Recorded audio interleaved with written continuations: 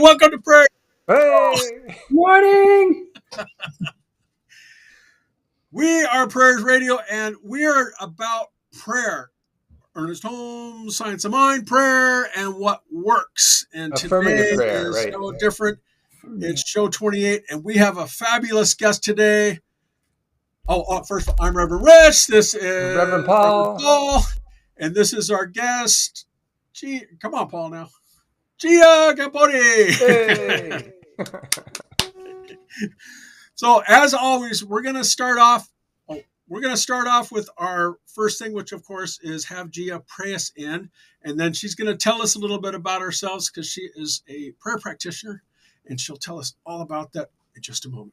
So if you start us off, Gia, that'd be great. Just giving thanks in this moment, recognizing that God is all there is, the I am that I am, the all in all. I know this for myself. I know this for everyone. I know this for this podcast, for Reverend Paul and Reverend Richard, and everyone watching, everyone listening, everyone within the sound of my voice. Just knowing it is good, is very good. This day is blessed. This moment is blessed. Our lives are blessed. Our life is blessed. And I'm just thankful for this. Thankful. And so it is.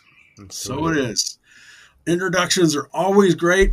So we are going to introduce Gia Ciambotti. She is a singer. She recently sung at ocspiritualcenter.com, and then you have to click on Vimeo to get the live broadcast of her singing, which is very important because somebody didn't click on the live one last time. But we won't say who.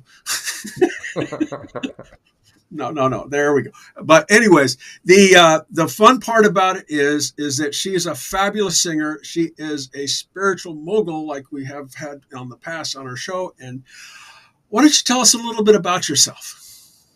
I'm a singer. I'm a songwriter. I'm a prayer. I'm also a teacher. I'm a voice coach. I teach at the college level as well. I teach performance and voice.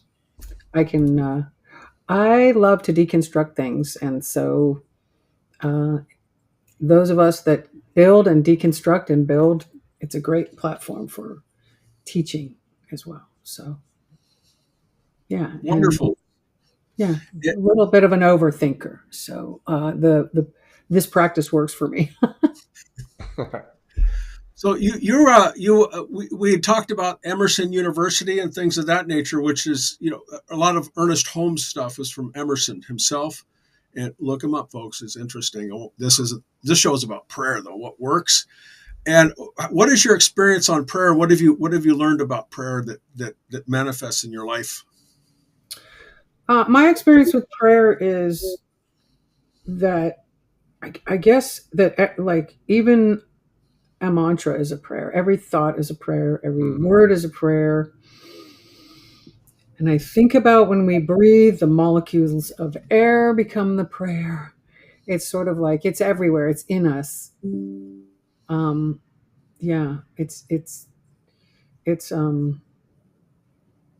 It's like we are the sage. We're the sage burning, We are that. I am that I am. And everyone. And that resonates. For some reason, that was one of the things that caught me when I read that I am. And it's out of the Bible. The way that it resonates within me caught me in a way that was so profound that it helped me get out of one of the most darkest places, because I was addicted to alcohol, unbeknownst to me. And so, it helped me find my way out of all of that and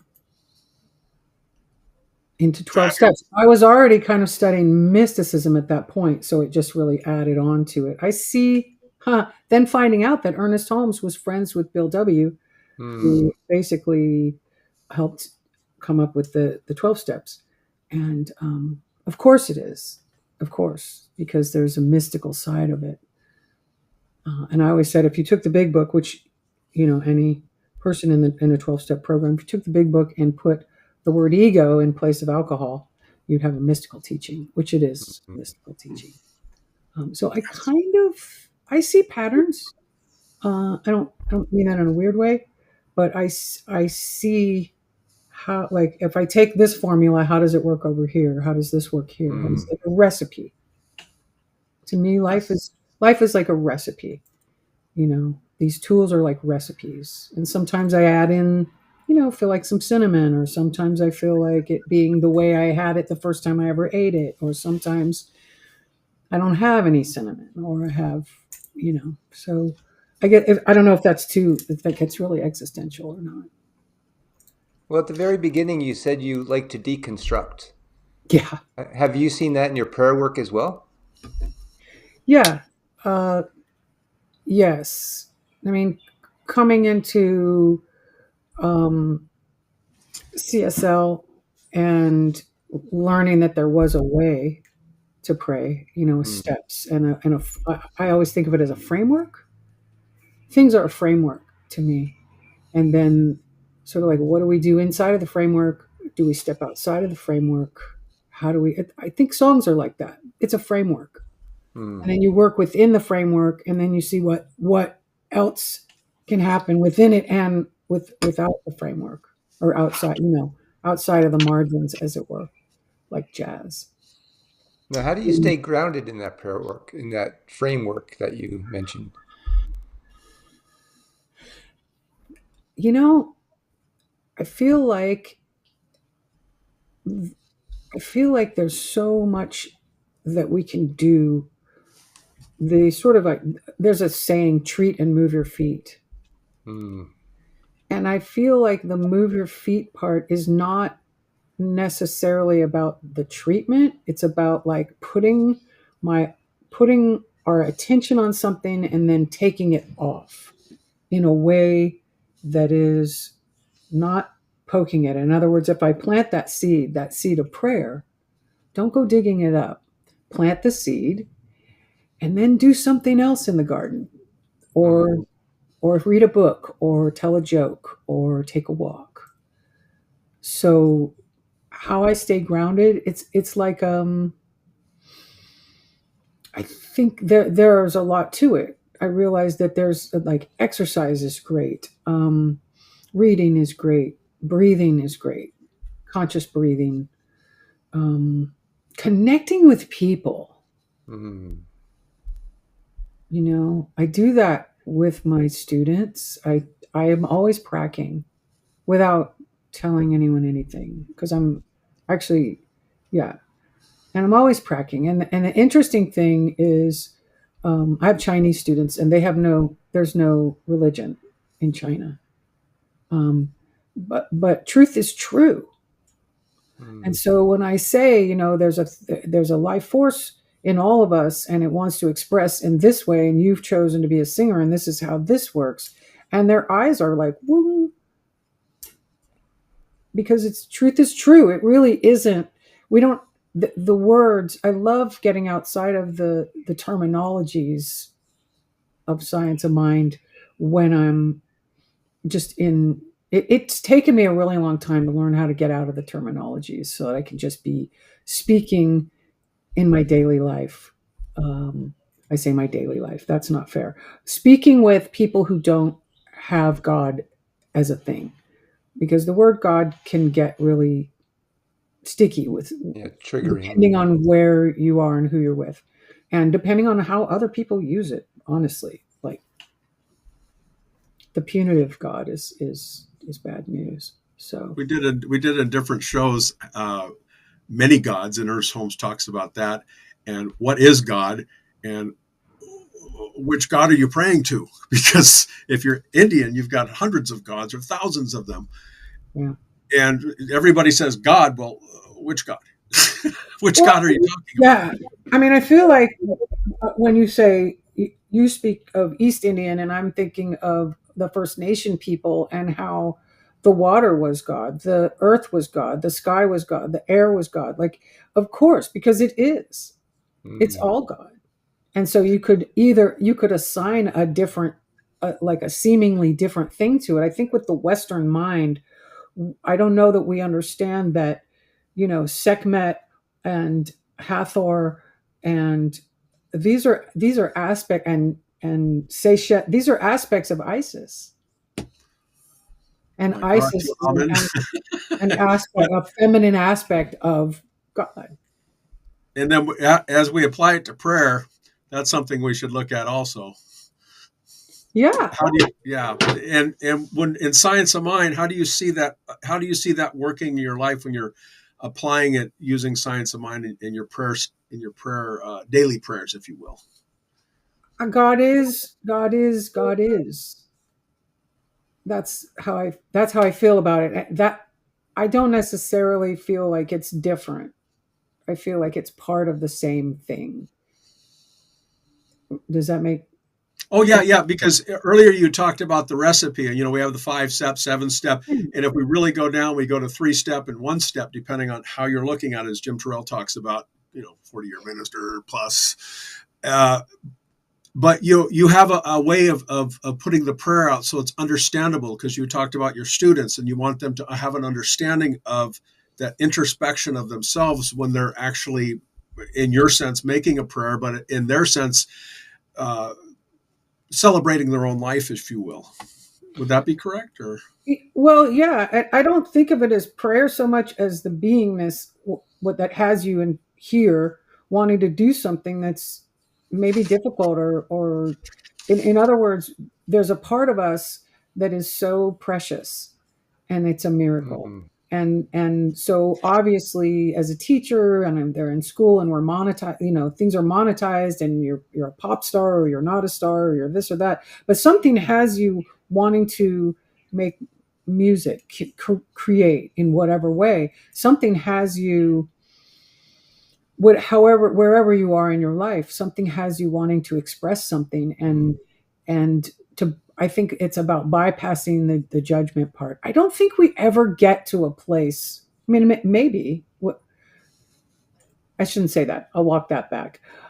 I feel like it's okay to make your love bigger than your fear, beyond the judgment, beyond all of it. And you have to, and that's the thing, is like that sort of like, Jesus, I think, talked about turning the other cheek. And so there's all this stuff right on my, well, it's funny because right is left and left is right on the screen here. Right. So we want to look where we see where it's not. And so I feel like this prayer is that turning of the other cheek. It's like, well, I see what it's not. So what is it? Show me what it is. that redirection, that goes to one of our questions, in that uh, how do you see your prayers evolving since you've started with Science of Mind? We know the prayer, but we're looking for the prayer that you have right now that is sort of built up and just says, boom, this works. I do a thing in the morning. God is, God is, God is. I am that I am. I am that I am. I am that I am. I am my I am presence. And I am one with my I am presence. And then I say thank you for this day. And then I design the day, this day of love, this day of wonder, this day of recognition, this day of blessings, this day of perfection, this day, and just whatever comes to me. And then I bless myself and my husband, and then I bless like whoever comes into my head. And then I say, I bless everyone seen and unseen, known and unknown. And that's how I walk into, and I do that before I open my eyes, before I get up, before I actually open my eyes into consciousness. So Beautiful. I don't share that very often because it's very like personalized. Although, and then I give thanks. It is Oh, yeah. literally is a 5-step prayer. And then you talked about letting go of the prayer and stuff earlier. Well, you inferred to that, saying that once you get done with it, you just you let it go and let God, if you will, which it was a different way of saying it, and I like that. Yeah. You were original and authentic on that, because a lot of Uh, people have their authentic self, and I want to thank you for that. Paul, you want to get the next question? Well, I was wondering, how has your prayer changed over the years? How have you seen it change for yourself? I feel like it's like it's more facile, like it can be short. Actually, Karen Drucker brought up Anne Lamott, and I think she actually wrote a book called Help, Thanks, Wow. The three different prayers, not three stages of prayer, but three completely different prayers. The first one is help, and then the other one is thanks, and then it's wow. And I feel like wow is communion. Hmm. Wow is just like it's all of it. I'm all of it. It's all of it.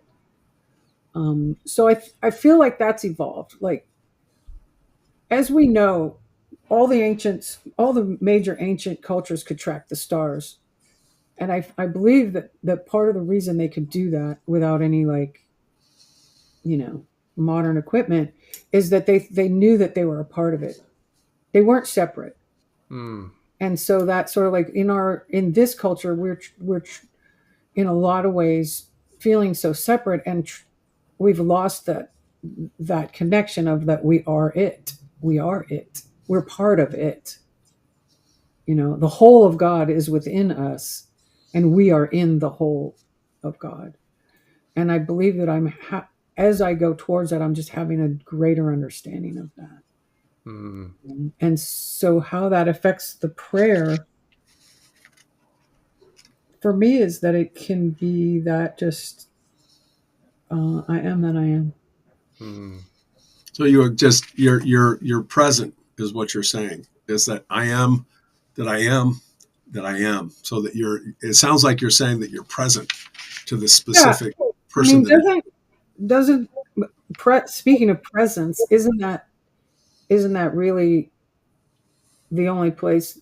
That's where all possibility lies, in presence, Yeah, right? Holmes, And Holmes, we just Holmes. become the prayer in that sense. I know that that's like kind of No, it's valid. I mean, if you read some of Holmes' later writings, he talks about that what you have right now, you can go back where that plant was a weed, and then it grew to be a tree. That the tree is being now. He said, but you can change the way that you're looking at that specific moment of now going forward, as that tree not even existing, because you accept that greater good within you, and I think that's what you're trying to say on that. Which, what do you think, Paul? Well, to take it a little bit further, Holmes also said that the tree is in the seed once you plant the seed. So as Gia's saying, the prayer is in us as we're praying. yeah. And the tree is in the seed, and the seed is in the tree, and Yeah. it's really never separate. There is a process in what I would call real time, or it's not actual. It it does take, there's a process of the tree being in the seed, Mm. and then the seed being in the tree. But if you think about it, when we plant a seed, we don't sit there and coax it how to find the sunlight. That must be a really far out thing for a seed to crack open in the soil and then know exactly where it needs to go and how it needs to go. I think in a way an act of faith, but it's also an act of knowing. I think we all have a God of our own being, and I don't mean that it's separate from any other God, but that we really do uh, we we really do have that within us, like the seed has to find the sunlight. So that God is in the seed, that God is the seed, It is the seed. Yeah, as we're the seeds of that. yeah. Yeah. And And it's Um, that amazing knowing. because that little seed can grow anywhere. It could grow on the side of a mountain in a rock, but still has that life essence to grow. I was I was on a freeway ramp. I'm in LA, and there's freeway ramps. Um, out of the side of this, it wasn't even a rock. It was like a cement wall. Out of the side of the cement wall was a tree.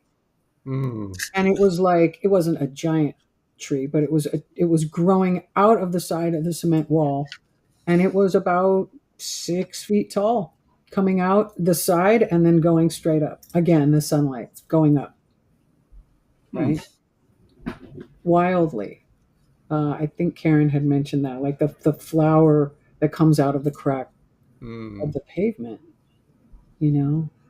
Yeah, she was on show 24 and it was absolutely fantastic. We like to have singers on like yourself because you bring a different perspective because of that artistic stuff, because you're singing inside of our spiritual communities, both yourself, Karen, and others, of course, that we'll have on Yeah. soon. We're not gonna give away the ghost, but the the thing of it is that singers see things in such a different way.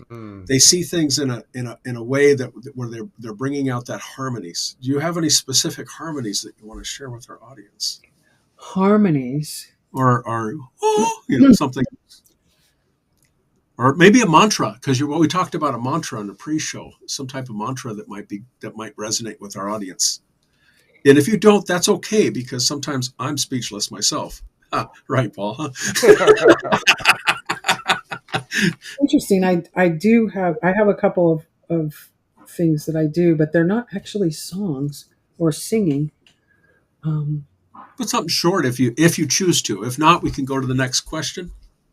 I always said that it would be better if I just sang my prayers, but I actually haven't sung my prayers. So maybe this is a challenge to do that. That's really good. Ooh, Right? yeah. So if I were, let's see. I am, we are, God is. I am, we are, God is. That's as Beautiful. far as that goes now. But that's something that's been rattling around in my brain for a while as a so An Well, you just original song on Prayers Radio. yeah. there you go, original. That's right. And what's nice is that others get a flavor of the voice that is you. Mm. So, Gia, how has prayer influenced your songwriting? Well, there's a quote, and I don't remember who said it. Those who sing pray twice. Oh, Oh, that's great. Yeah. So I feel like I think that songs are prayers. I, unlike many Science of Mind people, feel like I can hear the prayer in a Jimi Hendrix song. So I am like, I hear the music resonates me, Mm. and then I feel it. And even if it's blues music or it's saying something, and I actually stopped writing any kind of sad songs a while ago after I heard uh, Reverend Michael say something about you're writing your story. And then I started writing like uplifting songs and songs about finding yourself and Mm. how does that, you know, and that actually worked. I wrote a song about like I wrote a song about like a really great relationship that happened, and then I mean it took a minute, but and then it happened. So I'm living it now, and I wrote that song when I didn't even think that that was a possibility, Mm. and I wrote it because I had seen Reverend Michael speak about a very impactful story of a woman who wanted to get out of a marriage. She was very unhappy, and she was in it was in a country where she needed her husband's permission, and she asked him, and he said absolutely not. And so she started writing these love letters to herself because she was so lonely, and she just basically wanted to express, Mm. you know, something. And he found the letters, and he said, "Who wrote these?" And she said, "Actually, I did." And he said, "I don't believe you, but whoever wrote these should have you because they love you very, very much." And he oh, released her out of the marriage. And I just remember that story being like, oh right, we write a love letter to ourselves. We write a love letter to humanity. We write our own. Oftentimes we teach what we need to learn. that was beautiful. Mm. Yeah. We're at the 5-minute mark, so we're going to start shotgunning our questions real quick here. What is your favorite Ernest Holmes book? And I'm going to give you a wide range on this. I mean, I feel like it's the Ernest Holmes essays for me because of the level of it, because he gets into this poetic rhythm with some of the essays that just blow my mind. Yeah, we talked about a couple of things before, and you said, "Oh, I like these, and I like these, and I like these." I'm like, "Ooh, okay." We'll let her just figure it out when she goes. Some of our guests were like, "You can't say these two, but you have to say these others if you can." Paul knows about that. If you watched her show, we're like, "No, you can't say that." What is your favorite Ernest Holmes quote? What I'm looking for, I'm looking with and through and at. I believe that's the quote, but I know it's what I'm looking for, I'm looking with. And I heard that in 91. I took a class, and a Science of Mind class, and I read that in the book, and I didn't understand it at all.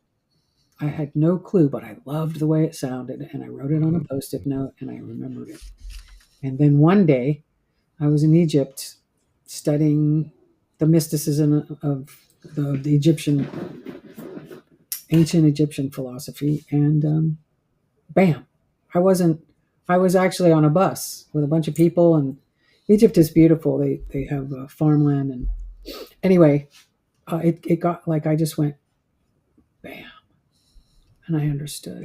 I am that I am. It was like, oh, that's what it all, because it really all means the same thing. At some point, there's a million ways and a billion ways, or 7 or 9 billion ways to talk about the same exact thing. So how do you explain Science of Mind to somebody who has no clue what you're talking about? What would be the short answer? A life force energy that lives within us all, within everything, not just all of us, but every single thing. And that we can access. That we can access. Yeah. It is the life force within us that we access consciously. And anything that you would want our viewers to kind of take away from this show? I would like people to know that wherever they are, that they matter. And that any act of kindness is important, and it lands. And it's all being, everything we do is recorded in the Akashic record. So every bit of kindness and love and pure, authentic wellness and goodness goes on the plus side, and it's a beautiful thing, and we all matter. That's gorgeous. I love that. Where can people reach you? We'll put some of your contact information and some of your recent shows, inside of the show notes, of course. But maybe they could email you or something like that if they email me. Come find me on Facebook. I'm GIA. I'm Gia Ciambotti. I say that because I got the real ID, and now I'm just Giulietta everywhere. I say just. My full name is Giulietta. And I always had like a driver's license that said Gia and a passport that said Giulietta. And I loved that I was those two entities equally. And then I got the real ID, and I was like, I walked out of there with my driver's license going, oh my God, I'm only Gia on Facebook now. So. Yeah. I think that's wonderful. Well, we are Prayers Radio. I am Reverend Rich of prayersradio.com. This is Reverend Paul. I am at iamspirit.com. I am spiritalive.com. And Gia, would you pray us out? Yeah, that was the next question. So giving thanks for this beautiful, beautiful moment of connection and communion and sharing. Know that it is good. It is very good. It is well. Knowing that what is heard is for each one of us. What we take away is really a piece of ourselves, just mirrored back to us. For this and all of these mirrors, these beautiful shining mirrors of love, I give thanks. And so it is. And so So it it is. is. Well, we will see you next week, or maybe sooner. Who knows? So, And everybody thank you, say Gia, bye. for being part of this. Yeah, we Thank do you. appreciate you. So beautiful. What a pleasure. Oh, we appreciate you coming on the show. So, everybody say bye. Bye.